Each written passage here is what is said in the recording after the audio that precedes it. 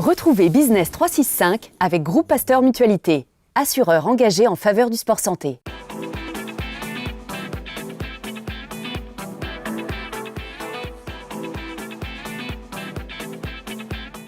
Business 365 avec un nouvel invité, Jeff Tourneau, qu'on ne présente plus, qui est président aussi de Pachama. Bonjour Jeff. Bonjour. Alors vous êtes né en 1964 à Nice. Exact. Et oui. Et il paraît que vous êtes passé au rugby par défaut. Vous aviez trop d'énergie pour faire du foot ou alors du judo. Tout à fait. Bon, je suis d'abord allé au football. Mon énergie, je n'arrivais pas à la canaliser. Donc, on m'a mis au judo.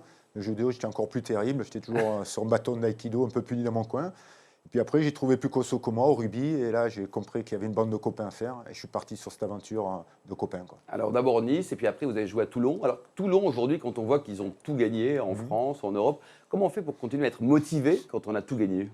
Ouais, c'est une motivation. Je pense qu'on a toujours de l'appétit, surtout quand on est un sportif de haut niveau. Maintenant, je pense qu'il y a certains clubs aujourd'hui qui vont talonner le club toulonnais. Donc, ils vont devoir se mettre, comment dire, encore à franchir un cap au-dessus. On les attend là, à ce niveau-là. Je pense faire évoluer encore leur jeu, avoir un lien un peu plus avant 3/4 pour se permettre de régner comme ils le font actuellement. Mais ils ont un gros challenge à relever. Vous avez aussi joué et entraîné le club de Bourgoin. Bourgoin, aujourd'hui, en Pro D2. Ça vous fait mal au cœur ou c'est inéluctable ? Non, ça me fait mal au cœur parce que Bourgoin, ça a été un vivier. À un moment, en équipe de France, vous avez la moitié de l'équipe de France qui était issue de Bourgoin. Donc, c'était un club très formateur. Et c'est vrai qu'aujourd'hui, au nom du professionnalisme, ces clubs-là, ils sont rayés de la carte parce que la formation ne paye pas. Aujourd'hui, dans le top 14, on veut des produits finis. Donc, comme on ne fait plus jouer nos jeunes dans le top 14, on va chercher des produits finis à l'étranger pour les rentabiliser avec des ventes de maillots, tout ça. Ce n'est pas quand même les valeurs de notre sport. Les valeurs de notre sport, c'était ce qu'on a connu, des Blanco, des Cella, qui sont issus des petits clubs. Ils n'ont pas fait le top 100, mais ça a été les meilleurs joueurs au monde.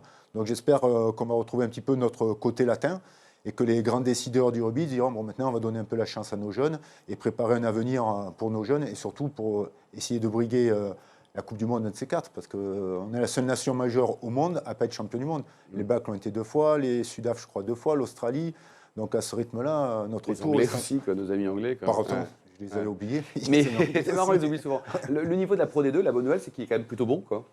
Il est très bon, mais moi, la Pro D2, je la mettrai à disposition de nos gamins. C'est-à-dire que nos gamins fassent du turnover dans la Pro D2. Top 14, okay, on est rentré dans l'ère du professionnalisme, des étrangers. Bon, au moins en Pro D2, on a des champions du monde de moins de 21 ans, et ils ne jouent même pas en Fédéral 1. Donc c'est quand même du gâchis. Autant leur donner la chance. Comme ça, peut-être dans un futur, les clubs du Top 14 iront faire un petit peu leur marché dans la Pro D2 en se disant tiens, c'est sympa, on peut avoir une équipe de jeunes français sur le terrain. Ça serait bien. De bon niveau, quoi. Donc vous avez 18 sélections à l'équipe de France. Un souvenir de 1993, quand vous avez gagné le tournoi des 5 nations à l'époque. Oui, tout à fait. C'était le premier tournoi des 5 nations. C'est aussi la Coupe d'Europe. Il avait mis aussi sur le rythme de la Coupe d'Europe. Donc là, c'était une aventure de copains. Il y a une année avant, on avait pris une tôle contre les Anglais. Après, j'avais regroupé tout le 8 de devant chez moi à Nice. Ils étaient venus en stage, sans rien demander à personne. Chacun s'était payé son billet d'avion. Ils étaient venus chez moi. On a répété des mêlées le jour, la nuit. On s'est mis d'accord sur des valeurs, sur des idées. Puis l'année d'après, on gagne. Donc comme quoi, c'est quand même une affaire d'homme, notre sport. Et c'est tout ça son honneur, quoi. Et cette dernière Coupe du Monde, qu'est-ce que vous en pensez? Qu'elle a apporté alors la contre-performance, en tout cas la déculottée des Français, et puis le reste en général? Oui, bon, ce qui me choque, c'est qu'à l'époque, c'était plutôt le Japon qui prenait 80 points. Aujourd'hui, c'est la France qui prend 80 points. Donc je pense qu'il faut une remise en question. Et là, nous, on est de la terre, on a toujours besoin de se prendre un coup de pied dans les fesses pour se remettre en question. Là, on a atteint les limites. Maintenant, il faut rebondir de nos cendres, se construire. Et je pense qu'il faudra se construire dans la douleur. Et je pense que l'équipe de France est en train de se mettre en place, de retrouver un groupe, de retrouver une identité. Et là, à partir de là, ils vont se construire et se préparer pour une Coupe du Monde. Aujourd'hui, il faut être exigeant avec l'équipe de France. Noves, il a quand même des lettres de noblesse à faire valoir. Oui. Il va faire Stade Chimie humainement qui va permettre, comment dire, à des joueurs à se confirmer et préparer au bout de la 2e, 3e année et monter en puissance. Votre dernier match, c'était en pro, c'était en Fédéral 2, Jeff. Oui, tout à fait, à Saint-Savin. Alors à Saint-Savin, j'étais joueur, entraîneur, magasinier, on faisait tout. Mais c'était ça, c'était la manière de renvoyer un petit peu l'ascenseur. Moi, je fais partie des privilégiés. Puis quand ils sont venus me voir, il y avait un esprit de clocher. Oui, même pour vous donner un exemple, quand un adversaire tempait une pénalité, il y avait le curé qui sonnait les cloches du clocher. Pour vous dire l'état d'esprit. Voilà, moi, ce que j'avais besoin de ça, je me suis toujours nourri de ça.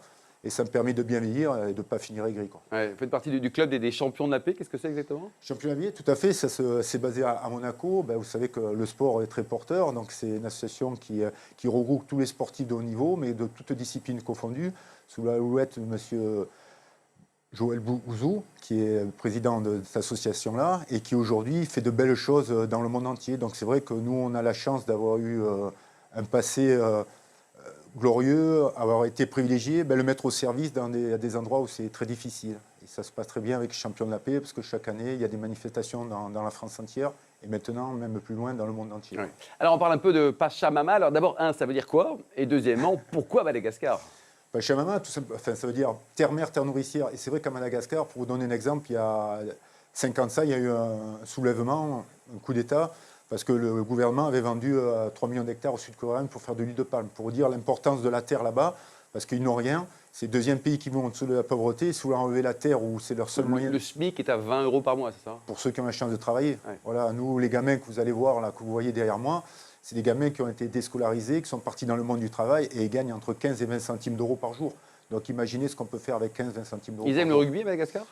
Le sport roi au Brésil, c'est le foot. Et au sport roi à Madagascar, c'est le rugby. Coup de bol, quoi. Coup de bol. Donc rien que sur la capitale, vous avez 80 clubs de rugby. Donc voilà, ça a été franco-malgache jusqu'en 70. Donc les enfants à l'école, ils apprennent le français. Donc ça, c'est très bien. Donc il n'y a pas la barrière de la langue. Et ce qui nous a permis, au bout de 10 ans, de monter nos projets sur la capitale et aussi en Brousse. Alors justement, donc objectif et actualité Tout à pour fait. Pachamama. L'objectif aujourd'hui, comme vous avez pu le comprendre, notre passeport pour entrer avec une jeunesse en difficulté, c'est le rugby. Ils viennent s'amuser avec nous. Une fois qu'ils s'amusent avec nous, on les oriente vers l'école. Donc la finalité, c'est qu'ils savent lire et écrire.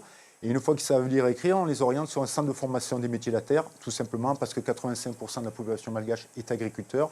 Et avec une formation dans les mains, vous pouvez gagner entre 2 et 3 euros. 2-3 euros à Madagascar, C'est vous beaucoup vivez d'argent dignement. encore. Voilà. Il y a aussi une notion de business responsable avec des pâtes de fruits, des huiles essentielles, tout à voire de fait. l'écotourisme. Oui, non, mais tu allé trop loin. Déjà, le premier impact qu'on a eu, c'est chez les filles. J'aime bien en parler parce que c'est très important. Il faut savoir qu'à Madagascar, les mamans sont à 12-13 ans. Donc 40% de filles jouent au rugby. Nous, dans notre centre, par exemple, nos filles, au lieu d'être une mère de famille entre 12-13 ans, elles sont entre 17-18 ans. Elles ont passé 2-3 années de plus à l'école. Elles savent lire et écrire. Donc elles trouvent des petits jobs de substitution pour faire un complément du salaire du mari. Donc ça, c'est magique.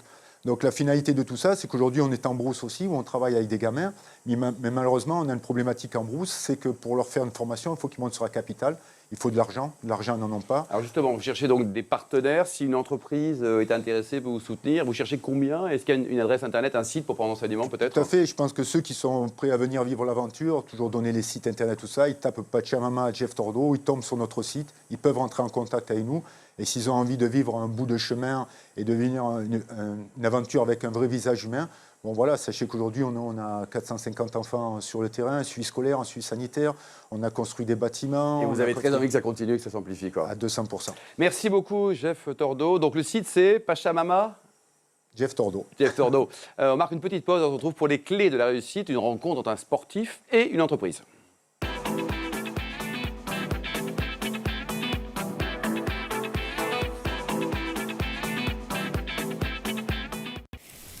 Business 365 vous a été présenté par Groupe Pasteur Mutualité.